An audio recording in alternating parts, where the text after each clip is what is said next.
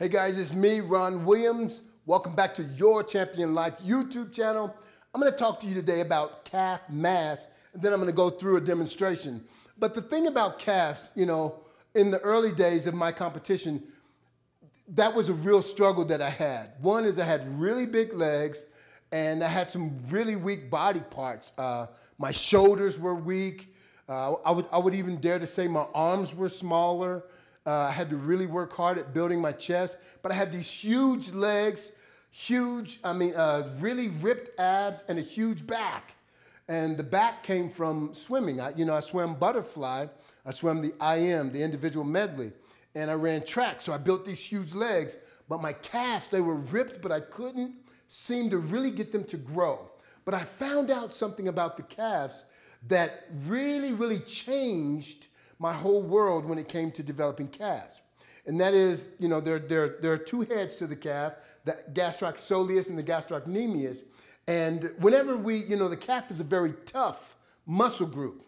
And I realized I had a medium calf, didn't have a long calf, and didn't have a real high calf. There's some genetic things about your calves. One is you can have a high, medium, or a long calf. And not only that, but you can have a calf that has a lot of muscle fiber, and then you can have a calf that doesn't have very much muscle fiber. And if you don't have very much muscle fiber there, you can get that calf to grow, but you're very limited to how much you can get it to grow. Mine have a medium calf with decent muscle fiber, so I could get my calves big enough so they could keep me in the competitive range, right? So the thing that I didn't understand is that there's a way to work your calves that you can actually get a peak contraction, and if you do what's natural, you cannot get a peak contraction. And as I said, the calf is a very tough muscle group. Every place you go, you use them. But what you never do is get a full stretch. So you want to gain flexibility, because now you can work that calf in a fuller range of motion, and you never get a full stretch or a full contraction just walking around. And most of the time, when we're working our calves, we don't get a full contraction. Why? Because we do what's natural. We walk on the outside of our foot where that baby toe is. We walk like this, and that moves away from the peak contraction. But take, for example, if my thumbs were my big toe, if you move in towards that big toe and peak all the way up to the top of contracting that calf, that's where the peak contraction is. If you let your ankles and your feet go out, you're moving away from the peak contraction.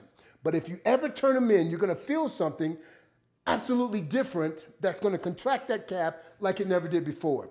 I'm going to show you, demonstrate that here. But when you do that, see, what I used to do is I used to pile the weight on, and I would do heavy, heavy calf raises. Sometimes my calves would get tired just because the weight was so heavy, but I never got a peak contraction. Let me show you what that looks like. Oh, here we go. Ooh. So, what's natural is as you push to go out and let the ankles flare out towards that baby toe. But if you take those ankles, rotate them in towards the big toe, and squeeze to the top, you'll start to feel a cramp. If you were to look at that calf, it looks completely different. I'm going to do a few reps, and then I'm going to let you see my calf. I'm going to stand right here, and I want you to see it. Okay, here we go. Ooh. Not a good enough stretch, so I back it out a little bit. Stretch all the way down.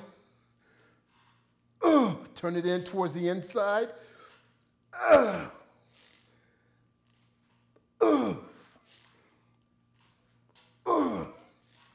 They used to tell me, hey, you got to do high reps on calves. You got to do 20, 30, 40 reps. Are you kidding me? That's working a whole different energy system, and I'm not building the mass that I want. It's not the enormous repetitions that I need. What I need is a peak contraction and a full stretch. So full stretch, and this is making my ankles more flexible. The more flexible my ankle is, the better stretch I can get. so I can stretch all the way down, contract from the very top and the base, the foundation of that muscle group, and squeeze all the way through. Ooh. Now, I'm gonna stand over here and show you what that looks like.